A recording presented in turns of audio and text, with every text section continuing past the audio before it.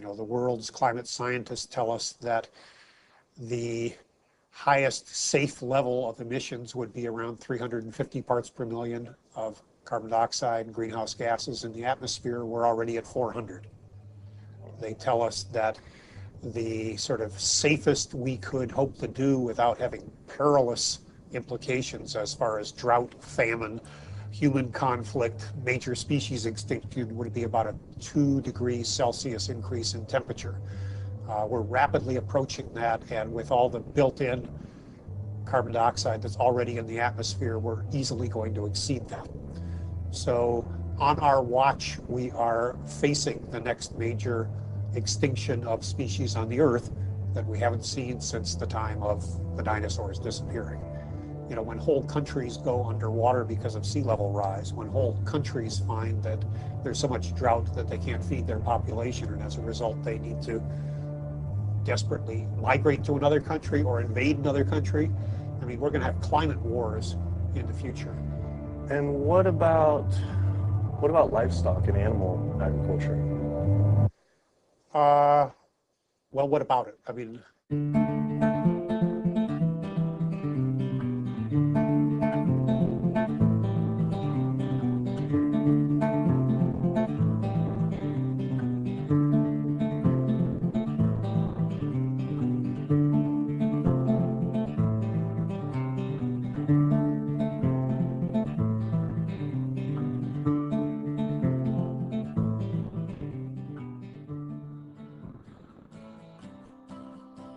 My name's Kip. This is me. I had a cliche U.S. American childhood. My mom was a teacher, my dad was in the military, and I have one sister. I played all the sports growing up, but I always loved the outdoors and camping. Life was simple, not a care in the world. And then this guy showed up. Like so many of us, I saw his film An Inconvenient Truth about the impacts of global warming, and it scared the emojis out of me.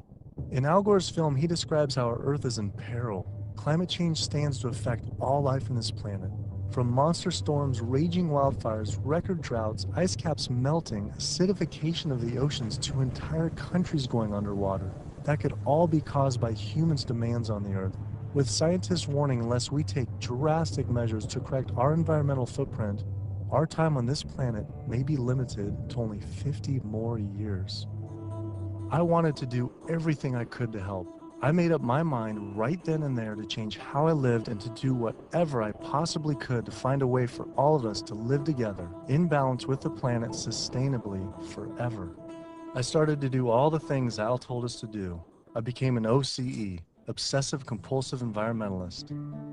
I separated the trash and recycling. I composted, changed all the light bulbs, took short showers, turned the water off when I brushed my teeth, turned off lights when leaving a room, and rode my bike instead of driving everywhere. But as the years went by, it seemed as if things were getting worse. I had to wonder, with all the continuing ecological crisis facing the planet, even if every single one of us adopted these conservation habits, was this really going to be enough to save the world? It just seemed that there was something more to the story. I thought I was doing everything I could to help the planet. But then, with one friend's post, everything changed. The post sent me to a report online published by the United Nations stating that cows produce more greenhouse gases than the entire transportation sector.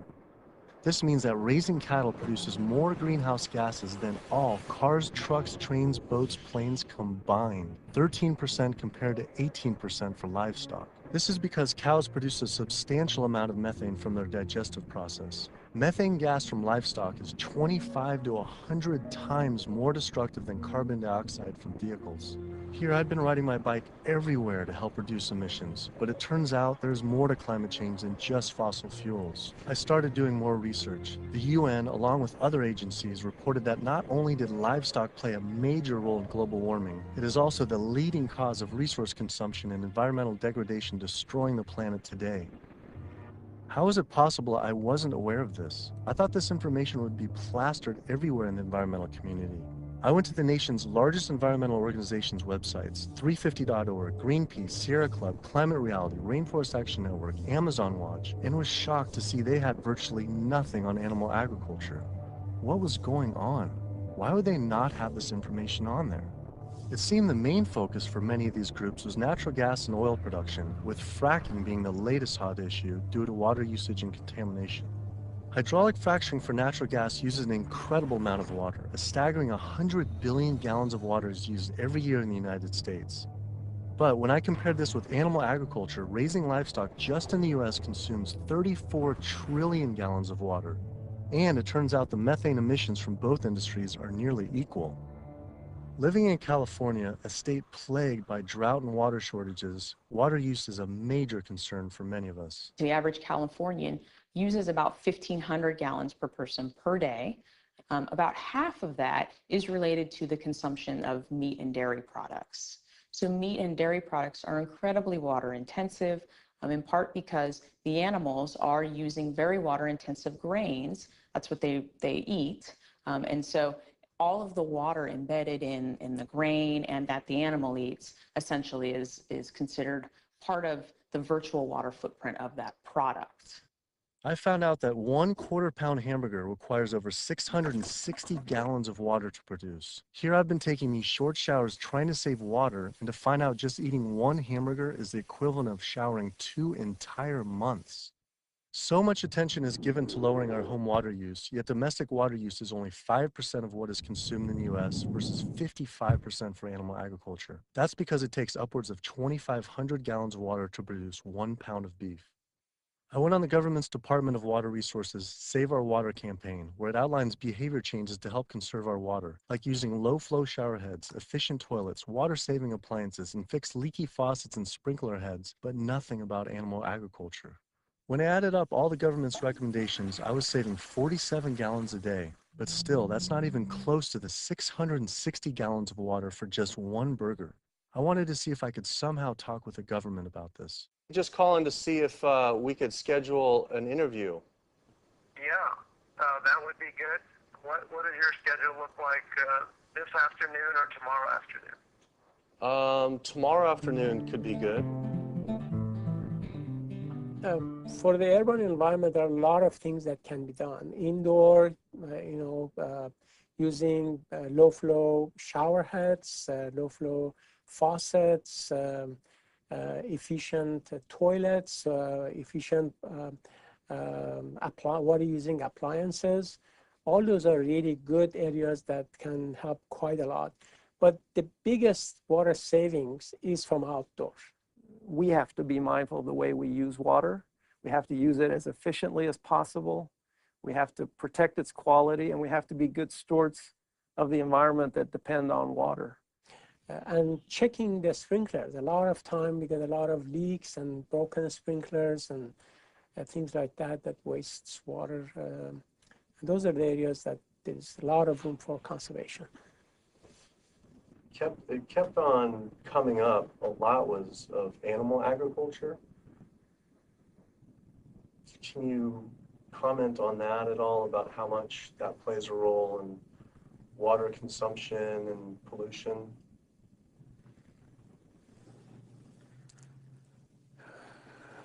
That's, I mean, that's not my area. One study that found that 1 pound of beef, 2,500 gallons of water. Yeah. Yeah. Eggs is 477 gallons of water, and cheese almost 900 gallons. I mean, I guess it's one simple, why isn't it on Save Our Water? Just, it's kind of like if you went to someone's house and my neighbor has a faucet, dripping, and then you see this giant hose turn full blast until 660 gallons of water are shooting out into the street, flooding the entire street. I think I would say, hey, turn that off, please. It seems like it's a huge thing that we could be doing by far more than anything else. Just like if that is really the case. I think that the water footprint of animal husbandry is greater than other activities. There's no ifs, and, or buts about it. That would be really powerful, just rather than waiting till we're in a drought. What do you think about just starting now, and whoever's in charge of the Save Our Water, hey, let's start encouraging people to eat less meat now, because these studies are coming out. I don't think that'll happen. Why? I don't think that'll happen. Why? Because of the way government is set up here. That's interesting, though. Why though?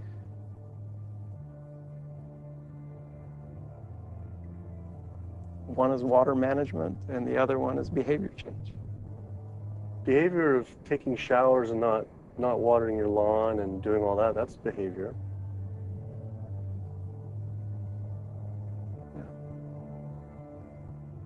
Wow. Clearly, the government did not want to talk about this issue. Their inability to answer, along with the environmental organization's silence on the topic of animal agriculture, made it seem something more was going on. I started doing more investigating on the impacts of livestock and found out the situation was actually worse than I had thought. In 2009, 2 advisors from the World Bank released an analysis on human-induced greenhouse gases, finding that animal agriculture was responsible not for 18%, as UN stated, but was actually 51% of all greenhouse gases. 51%. Yet all we hear about is burning fossil fuels. This devastating figure is due to clear-cutting rainforests for grazing, respiration, and all the waste animals produced. This makes animal agriculture the #1 contributor to human-caused climate change. But not only that, I found out raising animals for food consumes 1/3 of all the planet's fresh water, occupies up to 45% of the Earth's land, is responsible for up to 91% of Amazon destruction, is a leading cause of species extinction, ocean dead zones, and habitat destruction. Yet, the world's largest environmental groups that are supposed to be saving our world didn't mention this anywhere. I had to speak with environmental organizations to find out why they weren't addressing this issue. I sent off dozens of emails, made call after call, spent hours on hold. Days became weeks and weeks became months, and for some reason, no one wanted to talk to me about this. So bizarre. I supported these organizations for so long and now was met with silence. I was, however, able to connect with a handful of environmental authors and advocates that were willing to address this issue. I took my old trusty van, Super Blue, out of retirement and hit the road.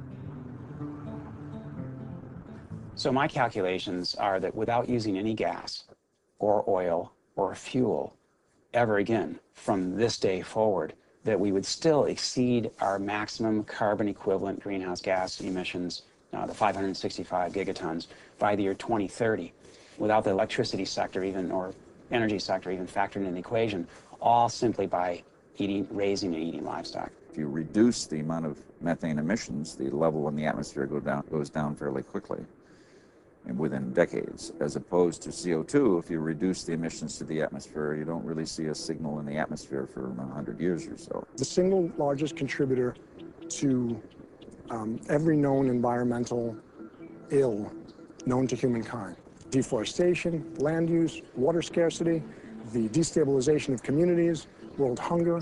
The list doesn't stop. It's an environmental disaster that's being ignored by the very people who should be championing. Free-living animals made up, 10,000 years ago, made up 99% of the biomass. And human beings, we only made up 1% of the biomass. Today, only 10,000 years later, which is really just a fraction of time, we human beings and the animals that we own as property make up 98% of the biomass. And wild, free-living animals make up only 2%.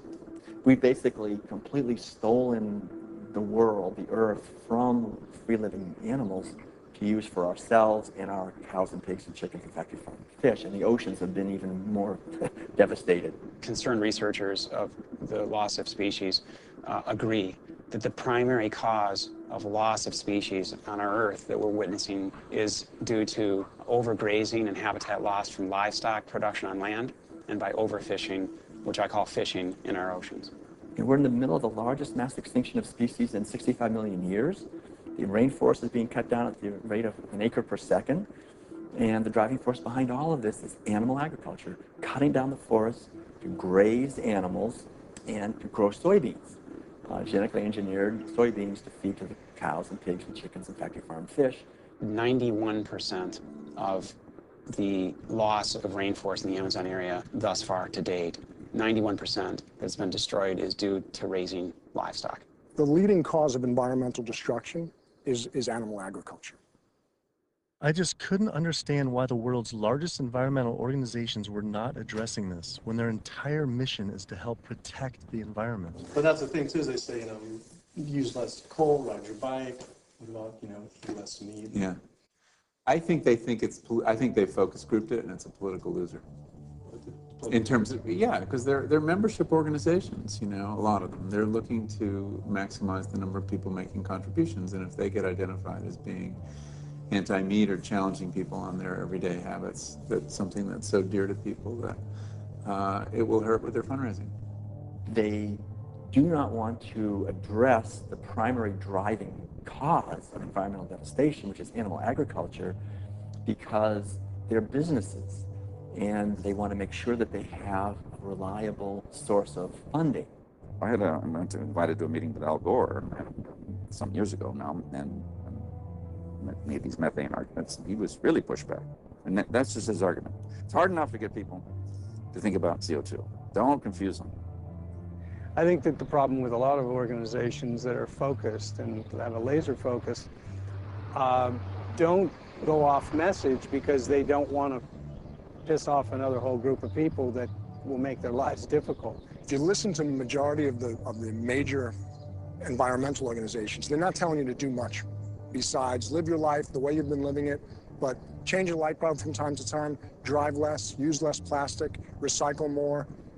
It's better for their fundraising and better for their profile to create a victim and perpetrator sort of plot line. It's like when we talk about the fact that when we have a dysfunctional family and the father's an alcoholic, that's the one thing no one talks about. Everybody goes around that, and yet it's the one thing that's causing the devastation in the relationships in the family, because no one wants to talk about it. How could these organizations not know? I mean, the issue is right in front of them. It's unmistakable at this point.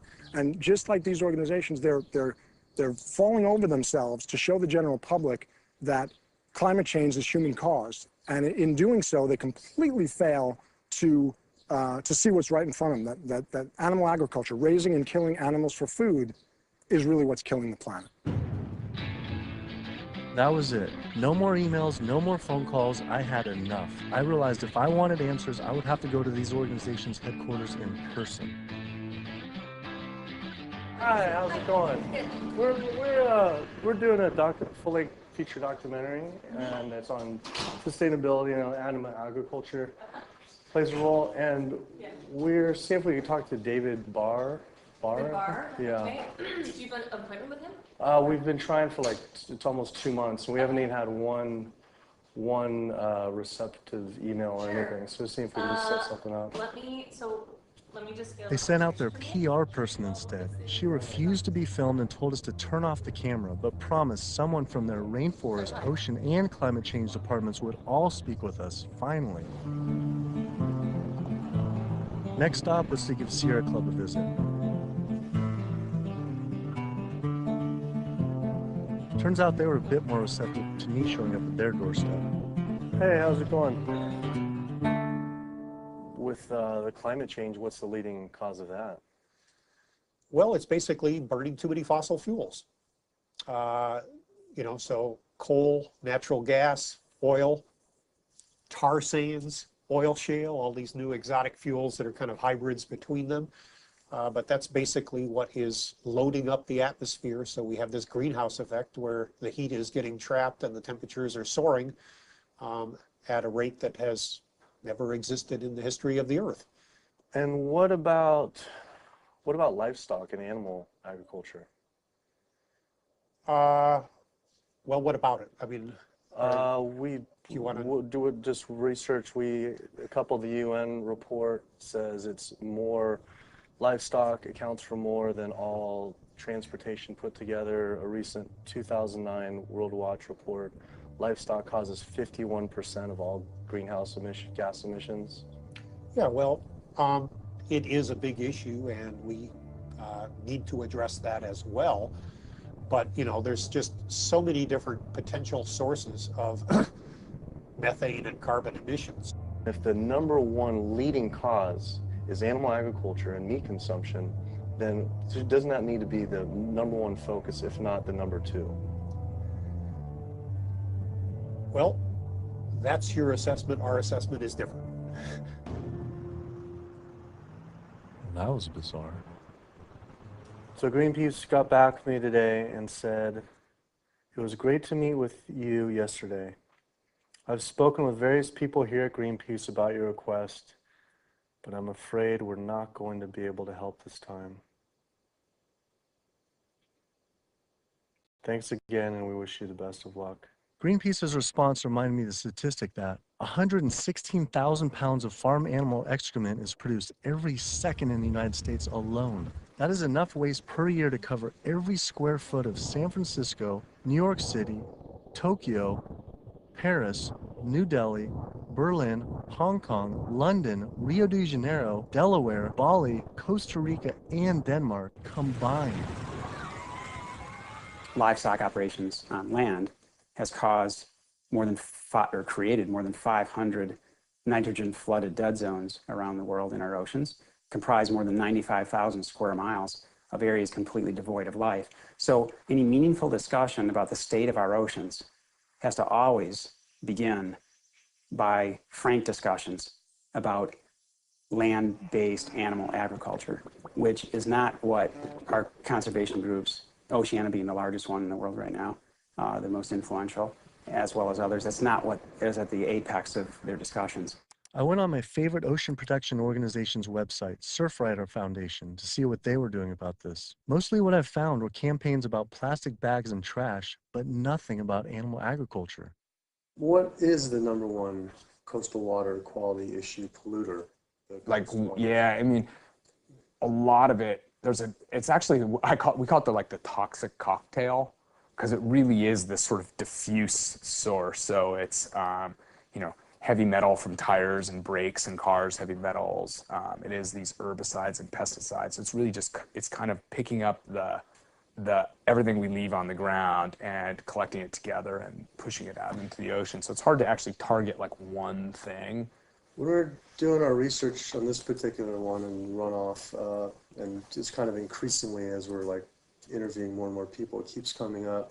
The animal agriculture as being, and we read animal agriculture as being the number one water polluter, considerably by more than any other. Yeah, that's interesting. I think, I guess it depends on the regions that you focus on, like the urban areas, which is sort of like where we are here in Southern California. We don't see that because there's not a lot of sort of agricultural farms. But if you look in the mid-Atlantic, sort of Maryland, Virginia, North Carolina, that region, I know there's a lot of poultry farms and a lot of hog farms, and it's a huge waste issue. I was surprised that not only did they not focus on farm runoff, but they also didn't mention any campaigns about how our oceans are in near collapse. The UN reported that 3/4 of the world's fisheries are overexploited, fully exploited, or significantly depleted due to overfishing. The oceans are under siege like never before, and marine environments are in trouble. And if we don't wake up and do something about it, we're going to see fishless oceans by the year 2048. That's the prediction from scientists. The fact that when people look at fishing, sometimes they're only looking at the fact of the animals who are actually consumed by humans, and we're not necessarily looking at all the animals who are caught in the drift nets, all the other animals who are killed in the industry. And when you look at even the shrimping industry has done a lot to devastate the planet as well in terms of breaking down natural barriers that we have to protect the islands. We're at over 28 billion animals were pulled out of the ocean last year. They're not ever given a chance to recover. They can't recover. They don't multiply that quickly. They don't, they don't come back. We're not giving them an opportunity. The oceans are in complete collapse. The large fish species are nearing extinction. The way fishing is done today to feed the demand for 90 million tons of fish is primarily through massive fish nets. For every single pound of fish caught, there's up to 5 pounds of untargeted species trapped, such as dolphins, whales, sea turtles, and sharks, known as bykill. If we were to imagine this same sort of practice happening on the African savanna, targeting gazelle, but in the process scooping up every single lion, giraffe, ostrich, and elephant, nobody would stand for it. Yet, this is what is happening in our oceans every single day. Between 40 and 50 million sharks each year are killed in fishing lines and fishing nets as bykill. then their fins might be cut off or not cut off, but they're caught initially as bykill, and it's from fishing. It's from fishing in a sustainable manner, in many cases, for fish that are labeled sustainable by, for instance, Oceana and these sustainable certified organizations. So my thought is that why would we want to stop at banning shark fin soup if you're concerned about sharks, which all these organizations are, and most of the public at large is now. If we really are concerned about sharks, we would ban fishing. I went on the world's largest ocean conservation group's website, Oceana, to see what they were doing about this. On their site, along with a TED Talk by CEO Andy Sharpless, I was astounded to read they actually recommend that one of the best ways to help fish is to eat fish. With the world's fish population in near collapse, this seems like saying the best way to help endangered pandas is to eat pandas. I couldn't understand how Oceana could say we could remove close to 100 million tons of fish per year, and that could somehow be sustainable and good for our oceans. Many of the species that are nearing extinction have done so, are being ravaged and becoming nearly extinct in a declining fashion and haven't recovered on the watch of Oceana and on the watch of Marine Stewardship Council, and very much on the watch of Monterey Bay Aquarium Seafood Watch, which, I mentioned in one of my lectures. That's, they're aptly named because that's what they're doing. They're sort of watching this happen instead of, aggressively halting it. I mean, according to the United Nations Food and Agriculture Organization, roughly 3/4 of all the fisheries out there are either fully exploited or overexploited. So there's really not a whole lot of fish stocks out there that you might consider at healthy levels for the ecosystem. Watching Andy's TED Talk about feeding the world. In 1988, fish catch, as you mentioned, peaked at 85 million tons. How is it possible that we can sustainably catch 100 million tons by 2050, regardless if it's in a farm or if it's in the ocean? If for every pound of fish you're taking out, you're essentially taking out 5 pounds of wild fish, no matter whether it's a pond or it's in the ocean. How can that be sustainable?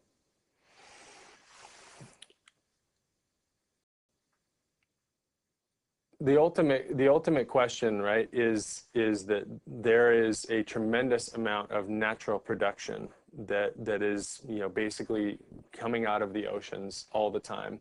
So we have a massive amount of upwelling from our ocean conveyor belt that's bringing up, ancient 1,000-year-old nutrients, and our ecosystems are turning that into fish. Yes, they're eating each other, and you're losing some of that production every step up in the food chain, but you get more every year. You can fish and take some out, and next year there will be more.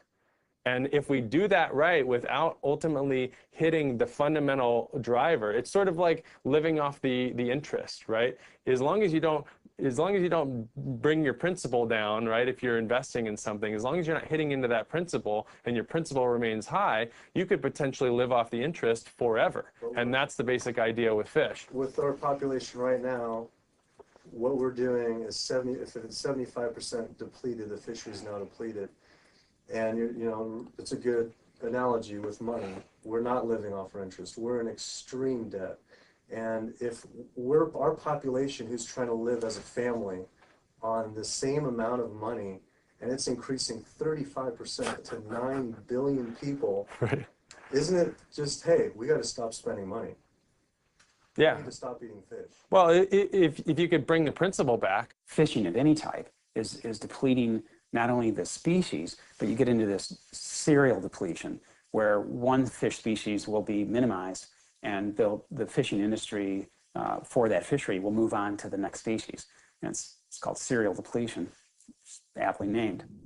And in the process, so the fish are being lost, not only the species is being lost, but the next in line is being lost, and then the mechanism is still extremely destructive. So they're losing the fish species, but it needs to be kept in mind they're also destroying habitat. I think they came up with this term, sustainable fishing, to make ourselves feel good about eating fish and continuing to take fish out of the oceans, when in fact, really, it's Sea Shepherd's position that there is no such thing as sustainable fishing.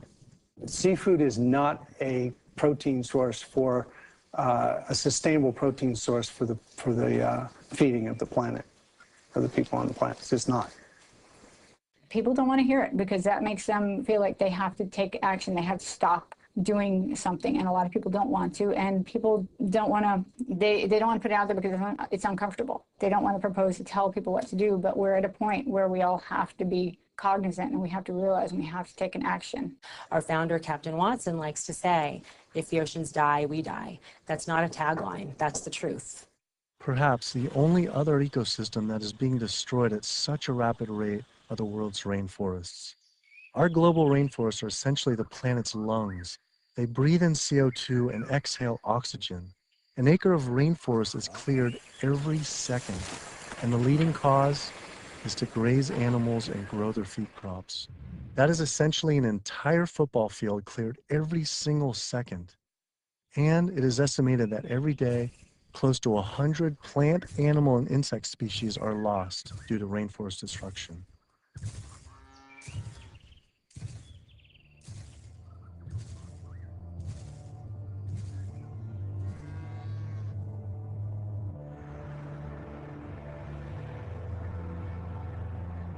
What is the leading cause, absolute leading cause of rainforest destruction?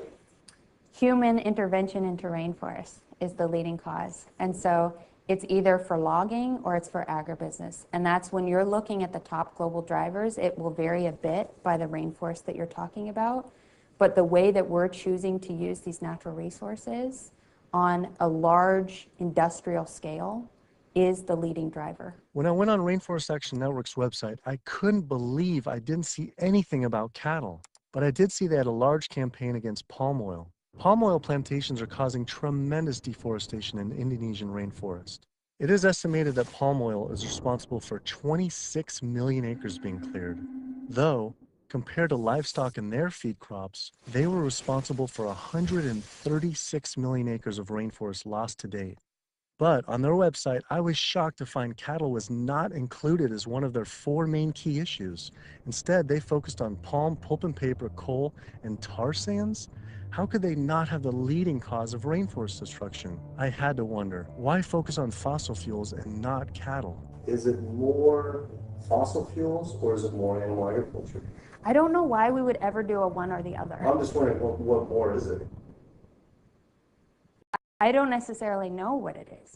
Could the executive director of one of the world's largest rainforest protection groups honestly not know what was going on? Or even worse, were they hiding it on purpose? And if so, why? I immediately went to Amazon Watch to see if they would say what the leading cause of rainforest destruction truly is. The most biologically and culturally diverse place on the planet is under massive attack right now. The Amazon rainforest itself could be gone in the matter of the next 10 years. What is the leading cause of rainforest destruction? The leading cause of rainforest destruction, I would say, well, just to put it into the context of what Amazon Watch works on, you know, there's many drivers of deforestation, as we call them. Many different reasons and ways that the rainforests are destroyed.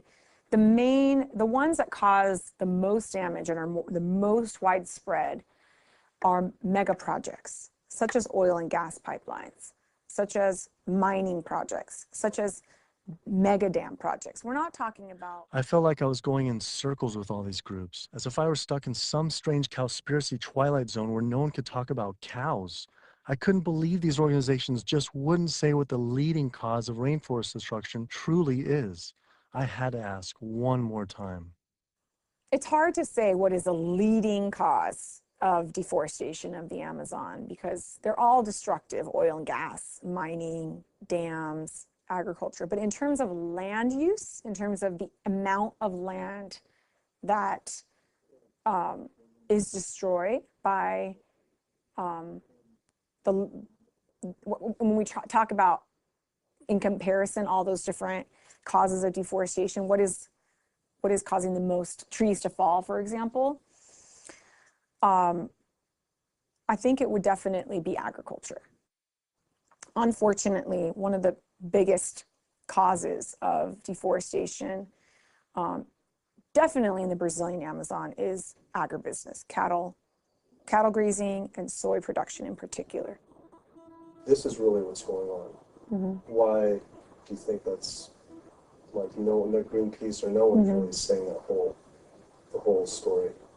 The whole story about one of the main cause of deforestation. And I think you brought up some really good points about why isn't anybody doing anything about this?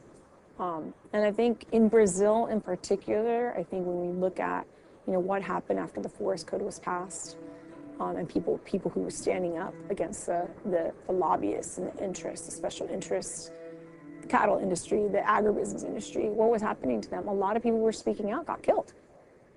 And if you look at, say Carlos, you look at Claudio, there's people who are putting themselves out there and saying, cattle ranching, is destroying the Amazon. A lot of those people were really putting themselves out there. And look at Dorothy Stang, the nun who lived out in Pará, who was killed. A lot of people will speak up. A lot of people just keep their mouths shut because they don't want to be the next one with the bullet to their head. Sister Dorothy Stang was a U.S.-born nun living in the heart of the Brazilian rainforest. Her life's work was to protect the Amazon. She spoke out openly against the destruction of rainforests from cattle ranching for years. Walking home one night, she was brutally gunned down at point-blank range by a hired gun from the cattle industry.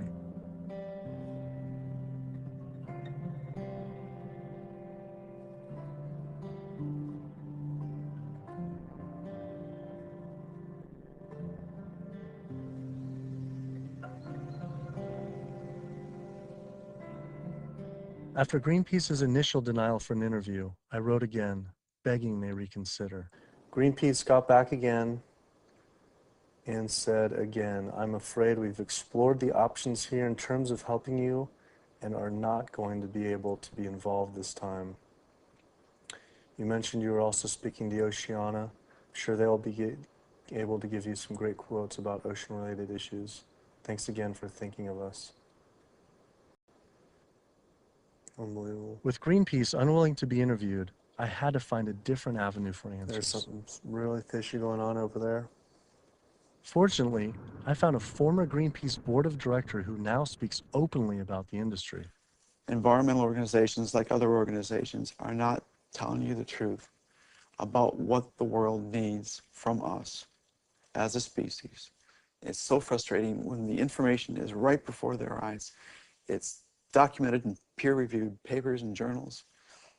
It's there for everybody to see, but the environmental organizations are refusing to act. Nowhere do you find in their policies, and nowhere do you find in the Greenpeace mission that diet is important, that animal agriculture is the problem. They are refusing, like other environmental organizations, to look at the issue. The environmental community is failing us, and they're failing ecosystems. And it's so frustrating to see them do this.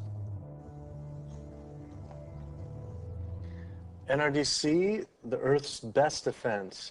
All right, so here they actually do have a few things on animal agriculture.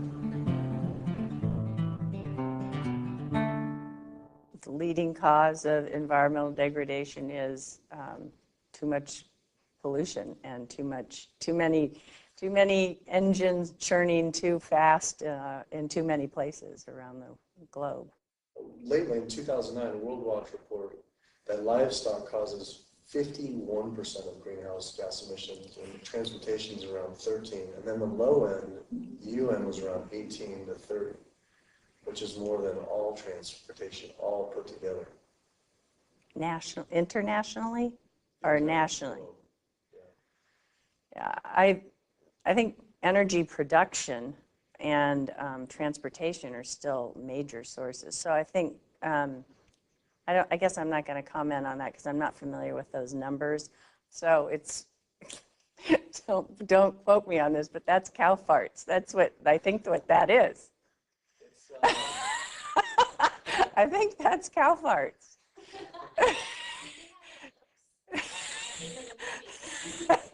Well, that's part of the story. Methane production from cows and other livestock's flatulence is a major contributor, but mostly it is due to deforestation and the waste they produce, which is 130 times more waste than the entire human population, virtually all without the benefit of any waste treatment. NRDC absolutely, as I said, has a big food program. In fact, we just, every year we do the Growing Green Awards, and we recognize food innovators. And this last year, one of the awardees was a sustainable pork producer, actually, that doesn't use any antibiotics, and also the antibiotic use that industrial food production in the United States uses right now. Is, we're giving the majority of antibiotics in the United States are administered to healthy livestock. I wanted to visit one of these sustainable farms. I found the Markegard grass-fed beef farm on the lush, misty California coast.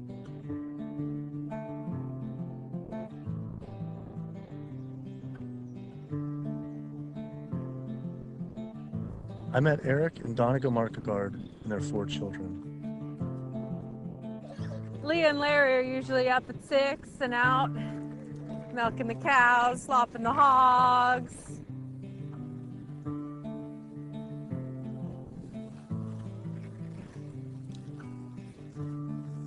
Altogether, we graze about 4,500 acres, and this is our home ranch, and this is 952 acres of that. On average, it's about 1 cow or cow and a calf per every 10 acres. We would produce annually roughly 80,000 pounds of finished plate-ready meat.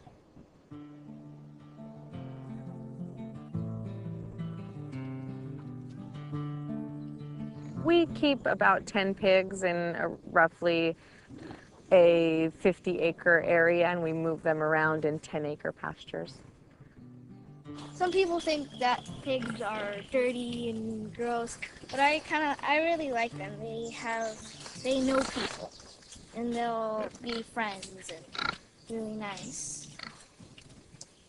And they could be like your best friend, or it could be like a sister. See, they know you when you get to know them. I mean, I shouldn't be bonding, but you have to have nice pigs. Why shouldn't you bond with them? Well, because they're gonna turn into bacon. Oh. But these pigs are about 7 months old now. So these bigger ones are getting ready to be killed. Those 2 smaller ones there, they could grow up a few more months. I love animals, and that's why I'm in the meat business. It's what more of society needs to see, is that packaged piece of meat is a living animal, living and breathing creature that, yeah, it's hard. It's hard. But like what Donegal said earlier, we do it because we love them. With the land use, there's anywhere between, with industrial, as low as 2 to 2.5 acres per cow, all the way up to some, depending, it's not as lush as this, up to 35 acres. Yeah, we have a ranch in South Dakota that's 50 acres. 50 acres per. Yeah, it's about 50 acres, yeah. And why is that? Same thing, it was just farmed and robbed of all the nitrogen, the land also was abused, seasonal, and right? it's also seasonal. Is it possible, and is it practical for the whole world to, say, have grass-fed cattle? And like, say, Brazil, where 80%, supposedly 80% of the rainforest was destroyed for cattle. What are your thoughts on that? They shouldn't be eating beef. If their environment wasn't designed to raise beef, then they shouldn't be eating it. Yeah. How do you offset the carbon footprint of livestock?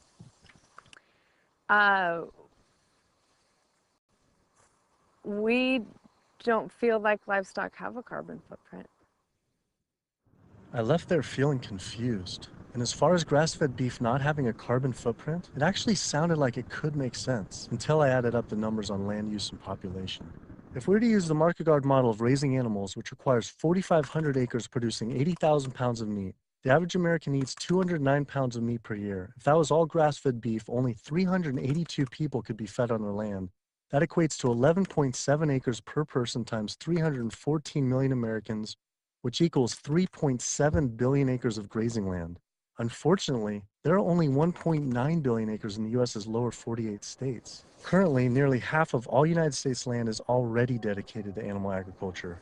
If we were to switch over to grass-fed beef, it would require clearing every square inch of the United States, up into Canada, all of Central America, and well into South America. And this is just to feed the United States' demand on meat. But that figure doesn't even take into consideration that much of that land isn't suited to graze livestock. We would have to convert all mountain ranges to grassland, clear ancient forests and national parks to grazing, and demolish every city just to make room to graze cows. Just like Brazil, the United States isn't suited to meet the demands for meat. It takes 23 months for a grass-fed animal to grow to the size and age that it's slaughtered, whereas a grain-fed takes 15 months. So that's an additional 8 months of water use, land use, feed, waste. And in terms of a carbon footprint, it's a huge difference. Turns out, due to land use, grass-fed beef is more unsustainable than even factory farming. I had to come to terms with the fact there was no way to sustainably raise enough animals to feed the world's current demand on meat, and had my doubts on dairy as well. But I did want to talk with a premier organic dairy company to see if they believe their product was sustainable for the world's population. It requires a lot of inputs to produce milk. The feed, the water, the land, it does. And it may not be practical to expect that there can be enough dairy production produced in a sustainable way to feed the entire world. I just don't think that that's necessarily a given. I think it's maybe too much to expect that the world can be fed with dairy in a sustainable way. I don't know the answer, but common sense would say that's a long shot. I was shocked to hear such an honest answer. If this is what the dairy's CEO would say, I wonder what the farmer would claim. Based on their marketing, it seemed their farms were an oasis for cows.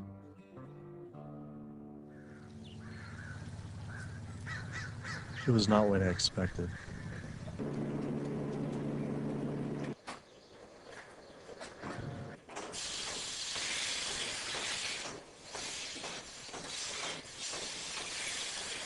Typically, a cow will eat 140 to 150 pounds of feed a day.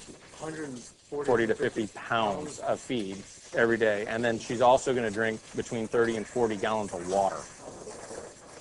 Probably go through about 20 tons per week. 20 tons of grain per week. Primarily for our milking cows, so about 250 cows. Yeah, so the biggest part of sustainability to me, the number one thing on the list should be profitability. So how the process completely works from start to finish is the cow needs to have a baby in order to give milk. And so she'll have her baby. That baby's going to stay with the mother for at least 2 days. The babies will go off to our calf raising facility, so they have an individual hutch that they'll be raised in. Since we're a dairy, it's only the girl cows that give us milk. So the boys on typical dairies, they're sold off to beef raising facilities. But we do keep approximately half, and we raise them for 2 years and sell them as organic grass-fed beef. So all dairy cows eventually go to the beef industry? Mm-hmm. At some point in time, she's really going to drop off, and so you have to make a business decision at that point. Are you going to keep investing in her, to give milk, or are you going to sell her off again to another dairy or into the beef industry?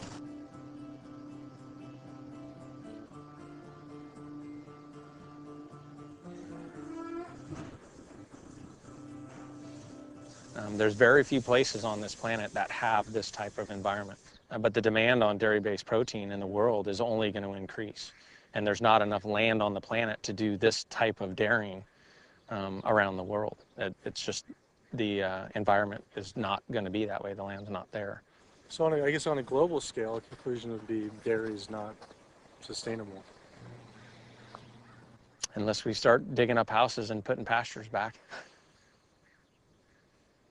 The only way to start digging up houses and development is to have less people. We only know that population is going to continue to grow. So that means more commercial dairying, I'm sure. Either that or some low demand by the people. Yeah, or some other product's going to take its place. I mean, we see there's all sorts of soy milks and almond milk and a lot of other products that are coming out and different blends. Where you take juices and proteins, and I think you'll see a lot more of that. He was right. How could cow's milk be sustainable? For when 1 gallon of milk, it takes upwards of 1,000 gallons of water to produce. Doing research on grass-fed livestock, I kept coming across the work of Alan Savory. Almost a third of the planet's land is becoming desert, with the vast majority due to livestock grazing. Savory claims that the best way to reverse this desertification is to actually graze more animals. This reminded me of Oceana saying the best way to help fish is to eat fish. This is the same man during the 1950s working as a research officer for the game department of what is now Zimbabwe, came up with a theory in spite of scientific evidence that actually elephants were the cause of desertification there. And his solution was convincing the government to kill 40,000 elephants. Yet, after 14 years of relentless slaughter, the conditions only got worse. His theory was wrong. The culling finally ended, but not until tens of thousands of elephants and their families were killed. This is not someone I would ever take ecological advice from.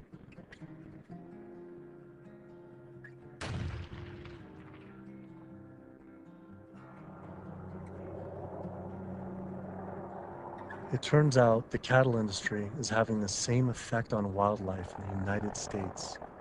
The government has been rounding up horses en masse, and we now have more wild horses and burros in government holding facility, 50,000 wild horses and burros in government holding facilities than we have free on the range. Basically, you have ranchers who get to graze on our public lands for a fraction of the going rate. So they're getting like this huge tax subsidy. It's about 1/15 of the going rate. And what the Bureau of Land Management has to do is say how much forage and water is on the land. And then they divvy it up. They give so much to the cows, so much to wildlife, and so much to the wild horses and burros. And what we see is the lion's share of the forage and water is going to the livestock industry. And then they scapegoat the horses and burros and say, oh, there are too many horses and burros, let's remove them. I always tell people that wild horses and burros are just one of the victims of the management of our public lands for livestock, because we also see the predator killing going on. We know wolves are now being targeted by ranchers to get rid of wolves. USDA has aircraft, and all they do is aerial gunning of predators. So all a rancher does is call up and say, I've got a coyote here. They'll come over and they'll shoot the coyote, or they'll shoot the mountain lion, or they'll shoot the bobcat. And this is all for ranching. In Washington State, after cattle were found to be attacked on public lands where they were grazing under permit, Washington State decided to kill the entire wedge pack of wolves. And those wolves were not introduced. They had in-migrated from Canada, but they're no longer there.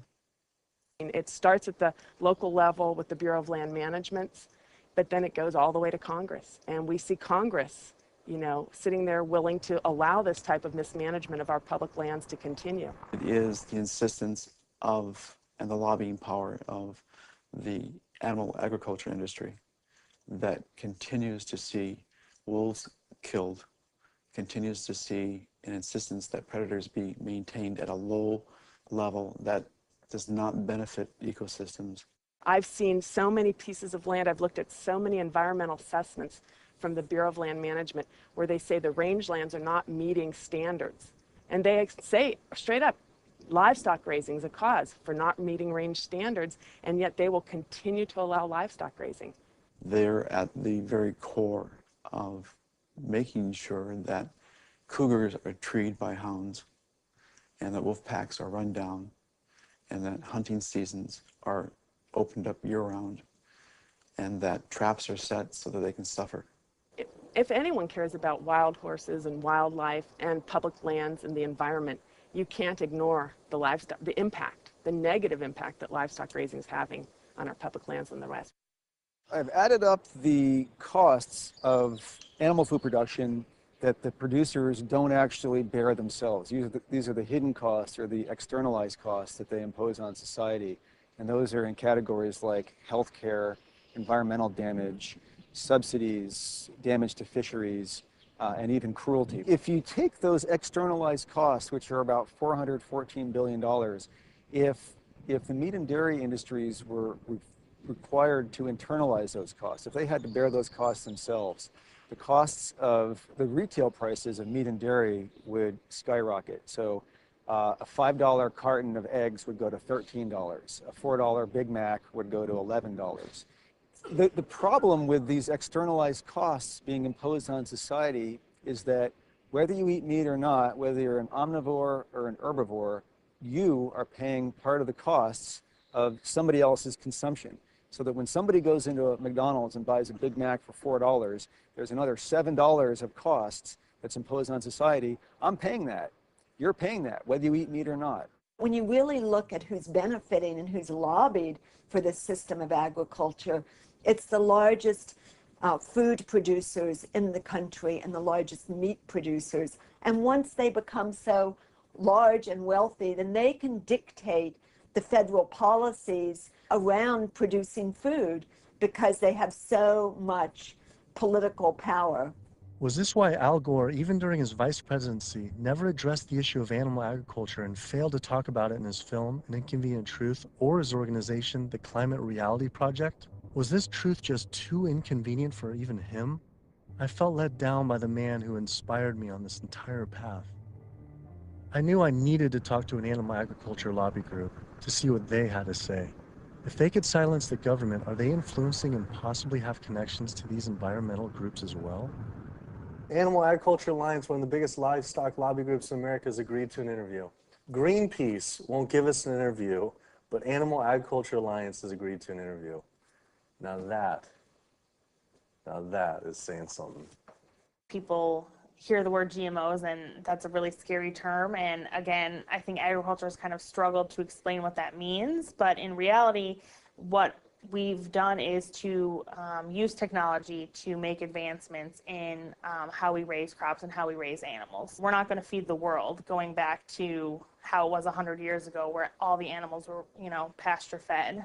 We didn't just move animals inside and just implement these large vertically integrated systems because of sustainability. It certainly reduces the environmental impact while improving animal well-being and food safety. So they're saying that animals like it just as much being inside, say the chickens and the cows like being just as much inside as pasture grass-fed? In a lot of cases, it's been a significant improvement in their well-being, just in terms of the amount of care they can get, individualized care. Does the meat and dairy industry ever support or donate to environmental nonprofits? I don't know that I would want to comment on that. Yeah, I don't. I don't know. I don't know that we would know what they donate to or don't donate to. Does meat and dairy industry ever support or donate to, say, Greenpeace? Again, I don't know that I would feel comfortable. Hey, sorry we didn't get back to you earlier. I have some bad news. Unfortunately, we are no longer able to fund your film project. We had a meeting, and due to the growing controversial subject matter, we have some concerns and have to pull out. Why was this subject so controversial? The first person I could think to speak with was Howard Lyman, who had been sued by cattlemen for simply speaking the truth about animal agriculture on the Oprah Winfrey Show. I was born on the largest dairy farm in the state of Montana in 1938. Grew up my entire life on a livestock farm, went to Montana State University, got a degree in agriculture, came back and started a mega agriculture endeavor where I had 10,000 acres of crop, 7,000 head of cattle, and about 30 employees. So I spent 45 years of my life in animal agriculture, and so I've been there, done that. When I was on the Oprah show, we had the food disparagement law. Now, the food disparagement law, in my opinion, was unconstitutional, but what it basically said, that it was against the law to say something you knew to be false about a perishable commodity. I didn't say anything on the Oprah show I thought to be false. I went there and told the truth. Now, it took 5 years and hundreds of thousands of dollars to end up extricating myself from the suits from the cattle industry. But if I was to go on the Oprah show today, say exactly the same thing today that I said back then, I would be guilty. And for me, when they were talking about the food disparagement law, it was the fact of whether I told the truth or not. You can go today and tell the truth, and you will be guilty, because if you cause a disruption in the profits of the animal industry, you're guilty under the Patriot Act. Do you think there should be any concern of us making this documentary? Of course. If you don't realize right now that you're putting your neck on the chopping block, you know, you better take that camera and throw it away. The animal agriculture industry is one of the most powerful industries on the planet. I think most people in this country are aware of the influence of money and industry on politics, and we really see that clearly on display with this industry in particular. Most people would be shocked to learn that animal rights and environmental activists are the #1 domestic terrorism threat, according to the FBI. And why is that? It's a difficult question to answer, why these groups are at the top of the FBI's priorities. I think a big part of it is that they, more than really any other social movements today, are directly threatening corporate profits. You know, when we try to find out how factory farms and how animal agriculture is polluting the environment, they try to claim exemptions to that information, either under national security terms or public safety, trademark issues, business. It's a business secret. We've seen all these attempts to keep people in the dark about what they're actually doing. You know, one of the largest industries on the planet with the biggest environmental impact, trying to keep us in the dark about how it's operating. Through the Freedom of Information Act, we obtained documents from the Counterterrorism Unit that show they are monitoring my lectures, media interviews like this one, my website, my book. Are we at risk filming this and showing it? You're going up against people that have massive legal resources. I mean, it's just overwhelming, the amount of money at their disposal, and you have nothing. And I think that fear is a big part of the tactic as well. Will was right. I was scared. When I learned about the activists being killed in Brazil, I was disturbed, but I felt removed. But to learn about American activists and journalists being targeted by the industry and FBI, my funding being dropped, I was genuinely worried and it hit close to home. Was this why no one was willing to talk about the issue? I decided to take precautionary measures with all the footage I shot.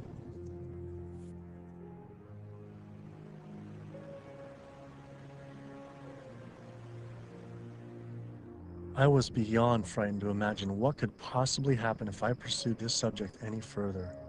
It seemed the only decision to make was to put down the cameras and walk away. But then, I realized this issue was way bigger than any personal concern I could ever have for myself. This was about all life on Earth hanging in the balance of our actions, and that you either live for something or die for nothing.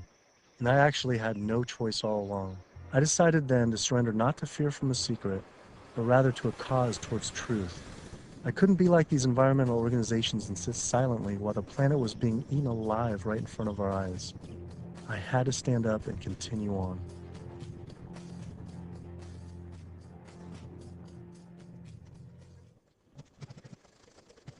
Some people would say the problem isn't really animal agriculture, but actually human overpopulation.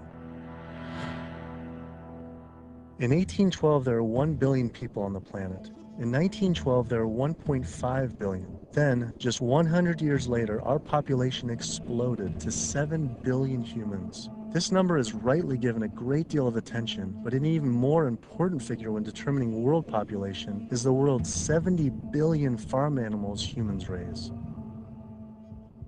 The human population drinks 5.2 billion gallons of water every day and eats 21 billion pounds of food.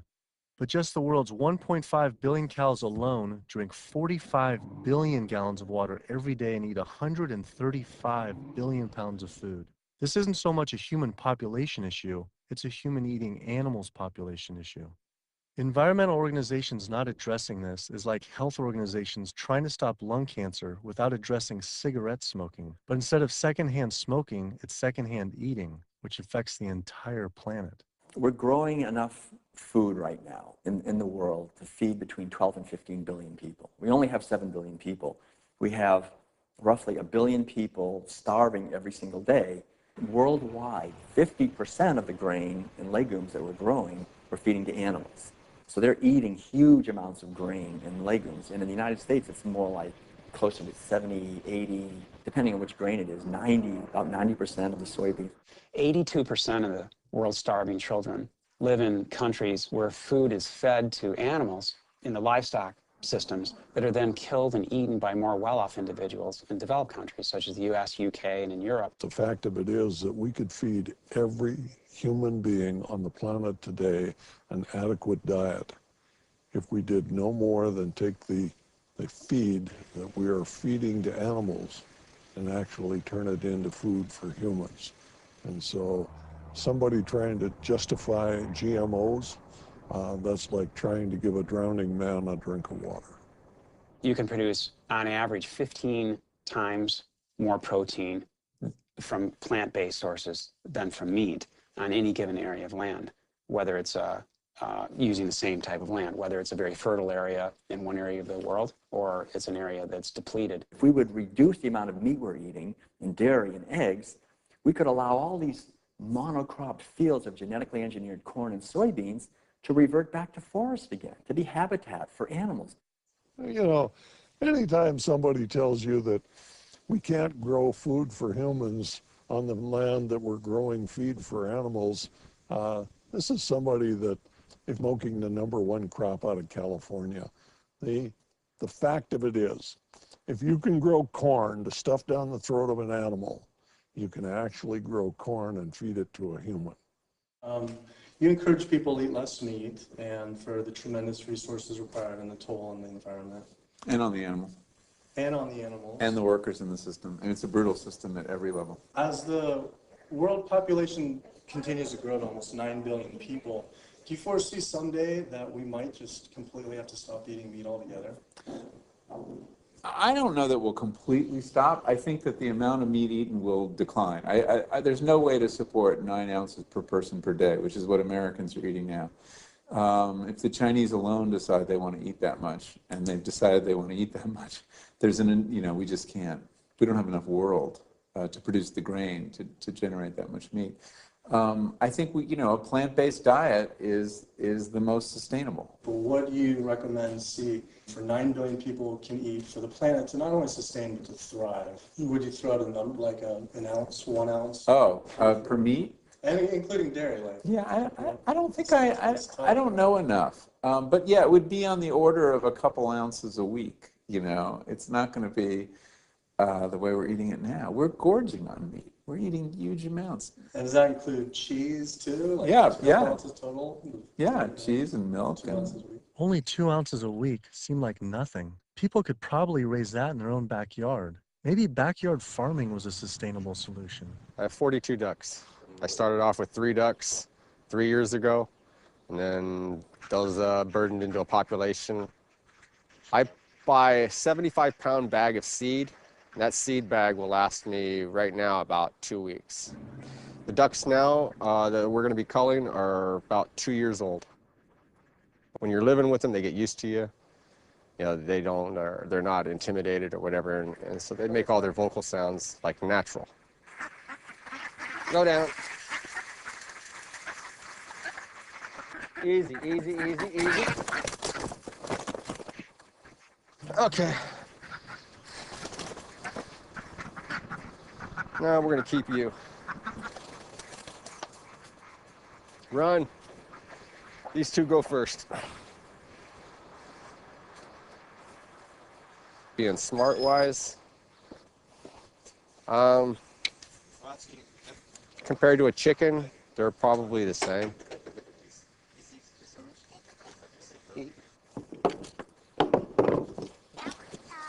Yeah, he is. Alrighty. Okay. Right there.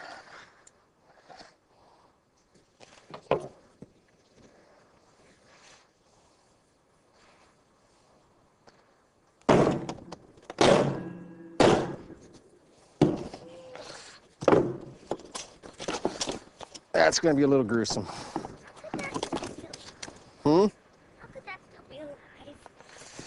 They're not. That's nerves, a nerve reaction. 5 years old or something like that, I think it was, the first time my dad came out and made us watch as we did rabbits. And we'd raise probably a couple dozen rabbits each year. And then we would take those rabbits and skin them and clean them up and keep them for food. As a young kid, I was kind of, I don't want to say it was hard, but it was kind of, from my memory, because some of the rabbits I had named, so it was kind of like going, you're like going, but after doing it a couple of times, you kind of just learn it's just something that has to be done.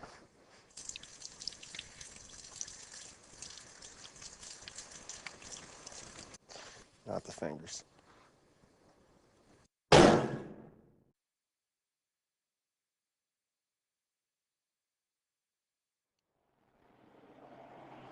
just can't do it. I don't think I could have someone else do it for me if I can't do it. If I can't do it, I don't want someone else doing it for me. And then sustainability, for sustainability, 75 pounds is 2 pounds per, so it's a pound per week per duck.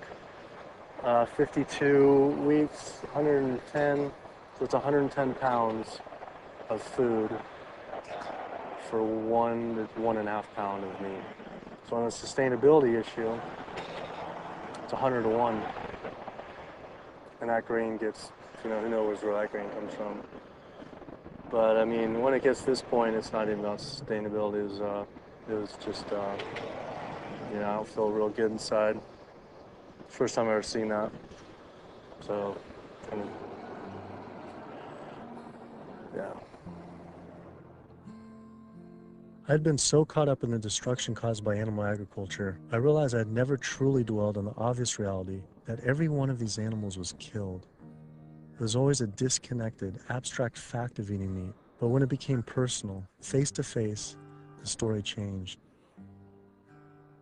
I had already scheduled weeks in advance to film another backyard slaughter of a chicken that stopped producing eggs. I didn't know how I was going to possibly go through another slaughter. So I didn't.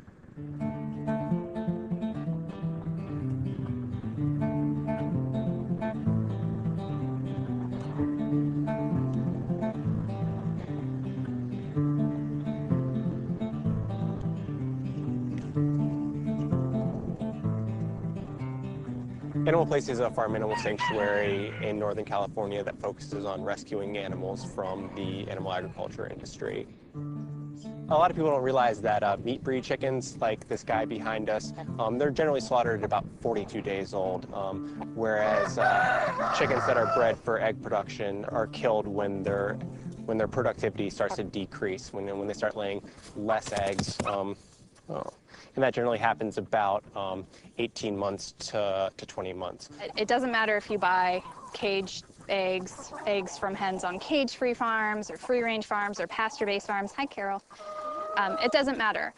It turns out there's a successful movement of sustainable animal alternative food producers based right here in California, funded by big names like Bill Gates and Biz Stone. When you imagine all those egg-laying hens eating all that soy and all that corn, you have an energy conversion ratio at about 38:1. Whereas alternatively, you can find plants, and you can grow those plants, and you can convert those plants into food. And the energy conversion ratio for the plants that we're using to replace the eggs is about 2:1, compared to 38:1 for eggs. So our explicit goal is to have the maximum amount of impact by creating this new model that makes the global egg industry entirely obsolete. We're making the Omega products and proving that we can make better tasting food that's great for you, and it takes 1/20th of the land and resources that dairy do. If I could tell you that you could have the fiber structure of meat, the satiating bite of meat, the protein, and all the nutritional benefits of meat without actually having animal protein itself. And by doing that, you could address climate change. You could address the human health epidemics that we're seeing.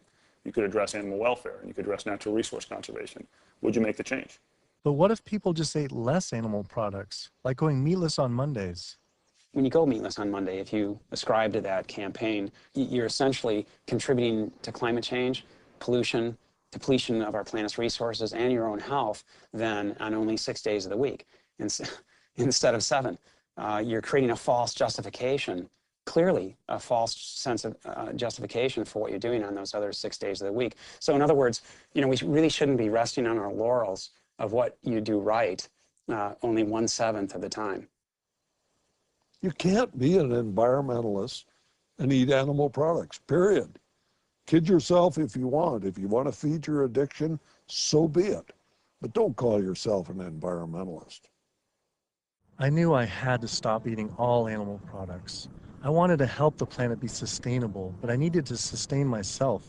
I had doubts about being healthy and not eating meat, dairy, and eggs. All I knew was a standard American diet I grew up on. Is it even possible to be a healthy vegetarian or vegan? Is it possible to be a healthy vegetarian or vegan? I became vegan for, 32 years ago now. And I run several miles every day. I go biking 40, 50 miles through the countryside. I work long hours. I feel great. It's nice waking up in a light, trim body every day. And so many of my vegan friends and patients, are just, they're thriving since their transition to a vegan diet. So yes, and I've seen vegan moms go through healthy vegan pregnancies and deliver healthy vegan children and raise them to tall, full-size, intelligent vegan adults. And yes, certainly all the nutrients are there in the plant kingdom to do this. That is correct. Think anyone should be consuming dairy? I really don't. When you think about it, the purpose of cow's milk, I did most of my growing up on a dairy farm in Wisconsin.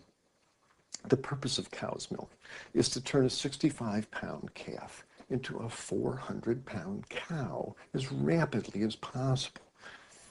Cow's milk is baby calf growth fluid. That's what the stuff is. Everything in that white liquid, the hormones, the lipids, the protein, the sodium, the growth factors, the IGF, every one of those is meant to blow that calf up to a great big cow. It wouldn't be there. And whether you pour it on your cereal as a liquid, whether you clot it into yogurt, whether you eat it into cheese, whether you freeze it into ice cream, it's baby calf growth fluid. And women eat it, and it stimulates their tissues, and it gives women breast lumps. It makes the uterus get big, and they get fibroids, and they bleed, and they get hysterectomies, and they need mammograms, and gives guys man boobs. Cow's milk is the lactation secretions of a large bovine mammal who just had a baby. It's for baby calves. I tell my patients, go look in the mirror. Do you have big ears? Do you have a tail? Are you a baby calf? If you're not, don't be eating baby calf growth fluid in any level. There's nothing in it people need. It was a relief to hear I didn't have to eat any animal products to be healthy and even thrive. But I still thought you needed animal manure to grow organic agriculture. It turns out there's an entire movement with people growing food without any animal inputs. I visited Earthworks Urban Farm in Detroit, where they are working with and growing food for the low-income community. We tend to see ourselves as individuals in a bubble, and forget that we inhabit this land and this earth with other creatures. And so we have to learn how to share more, I guess. Josh here is working on his garden. You'll be surprised what you can do with what seems to be not a lot of space. About a 4x8. Yeah. What's your goal this year? How much do you think you can maximize that? I would push for 100 at least. 100 pounds. Please. That's amazing. So The one full year after this was constructed, we doubled our yield to over 14,000 pounds of food. 14,000 pounds on Yeah. about how many acres? About 2.5. So as much food as we produce and we grow, or the earth helps us grow, is we also have to return those nutrients back to the soil. So we like to think of our work as being regenerative, that we're putting as much life-giving substance in the ground as we're taking out. So just kind of healthier and safer to use vegetarian or vegetable composting and stuff. Yeah, that's what we found. But also because it takes less time, it's a lot easier to manage. A lot easier, yeah. Yeah. And the soil's just as rich. No. Yeah, absolutely. Not only is it veganic more compassionate, it's also more efficient. And in a society with this many billions of people, we need to be as efficient as possible. Some people might go back and say, if we embrace this primitive approach of only wild animals everywhere, and we go back to like a hunter-gatherer system, that sounds great. But that was 10 million people on the entire continent. Maybe a little bit more, a little bit less, no one really knows. Today, now, we have what? We have 320 million in the US, 25 million in Canada, another 100 and so many million in Mexico. So North America is up to almost 450 million people. Trying to figure out a way to bring animal agriculture in balance with 450 million hungry people is impossible. This is amazing. I didn't believe it when I first learned it, but 216,000 more people are born to the planet every day. Every day. It's extraordinary. But what's really extraordinary is you need, per day, 34,000 new acres of farmable land. It's not happening. To feed a person on an all-plant-based vegan diet for a year requires just 1/6 of an acre of land. To feed that same person on a vegetarian diet that includes eggs and dairy requires 3 times as much land. To feed an average U.S. citizen's high-consumption diet of meat, dairy, and eggs requires 18 times as much land. This is because you can produce 37,000 pounds of vegetables on 1.5 acres, but only 375 pounds of meat on that same plot of land. I also learned the comparison doesn't end with land use. A vegan diet produces half as much CO2 as an American omnivore, uses 1/11th the amount of fossil fuels, 1/13th the amount of water, and 1/18th of the amount of land. After adding this all up, I realized I had the choice every single day to save over 1,100 gallons of water, 45 pounds of grain, 30 square feet of forested land, the equivalent of 20 pounds of CO2, and one animal's life every single day. If we all, as a society, did go vegan and we moved away from eating animal foods and toward a plant-based diet, well, what would happen?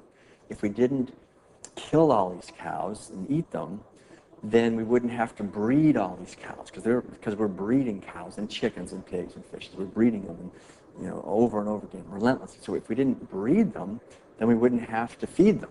If we didn't have to feed them, then we wouldn't have to devote all this land to growing grains and legumes and so forth to feed to them. And so then the forest could come back. Wildlife could come back. The oceans would come back. The rivers would run clean again. The air would come back. Health would return. Renewable energy infrastructure, such as building solar and wind generators all over our country to reduce climate change, I mean, that's a pretty good idea, but it's projected to take at least 20 years. And at least minimally $18 trillion to develop. It's important to realize that we don't have that long of a time frame. We just talked about how it might be a 3 to 4 year time frame. So we don't really have 20 years, and we really don't have $18 trillion to develop these. So another solution to climate change, we could stop eating animals, and it could be done today. It doesn't have to take 20 years, and it certainly doesn't have to take $18 trillion because it costs nothing. Some people say, well, let's fix CO2 and then we can worry about methane. Well, it's the other way around. It actually makes sense. Do something about methane because you get a response right away. Quietly and unmistakably, the most powerful thing that someone can do for the environment. No other lifestyle choice has a farther-reaching and more profoundly positive impact on the planet and all life on Earth than choosing to stop consuming animals and live a vegan lifestyle. Do you realize 75% of Americans consider themselves to be environmentalists. You don't think we couldn't solve this problem in a heartbeat? I'll tell you what, all we would need is for the environmentalists to live what they profess, and we'd be on a new course in the world. We will not succeed until we stop animal agriculture. And by succeed, I mean we will not save ecosystems to the extent necessary. We will not have enough food for people around the planet. We will not stop global warming. We will not stop pollution and the dead zones that run off all the fields of corn and soy that are grown to feed livestock. And we will not stop the hunting of wolves and other predators. Now, organic farming is one major positive step in the right direction, but we need to keep walking. We need to get beyond organics. We need to get to sustainability. When you take the animal out, well, you also take the greenhouse gas issue out, and you take the food safety issues out, and you take some of the other externalities related to food scarcity. But one thing that's amazing is, I think you put our values back in. You put values like compassion and integrity and kindness, values that are natural to human beings. You put that in. You build that back into the story of our food. And I think as this begins to progress, I think it also helps people to pause before they eat that egg, before they eat that steak, before they eat that chicken nugget, and ask themselves, is that really what they want? Or do they actually want something more? I had to come to the full conclusion the only way to sustainably and ethically live on this planet with 7 billion other people is to live an entirely plant-based vegan diet. I decided instead of eating others to eat for others. At first, like these environmental groups, I was afraid of what it'd mean to change, but now I embrace it. All this talk about sustainability sounded like our planet was on some sort of life support, and I don't want her to simply survive or to sustain, but to thrive. Life today is not about sustainability, it's about thrivability. She's given so much to us for so long, it was time to give back. 108% of everything we have. It felt good. It was in alignment. And we see this movement not just about providing cheaper, inexpensive food that everyone can have, but also a spiritual move. A move towards understanding who we really are and how we can really connect to each other. Do what you can do as well as you can do it every day of your life, and you will end up dying one of the happiest individuals that ever died. We become part of a gathering momentum of other people that's happening. This is really what's happening. This is the news. Selflessness is a nice way to be. It has all these benefits for yourself as well as the planet and other people. So it's a beautiful way to live. Ecologically, it just feels better. This is about massively transforming how our society eats because it's a necessity. It's acting on what we know and acting kindly and gently on the whole planet and with other people to accomplish the goals of living better. We can do it, but we have to choose to do it. You can change the world. You must change the world.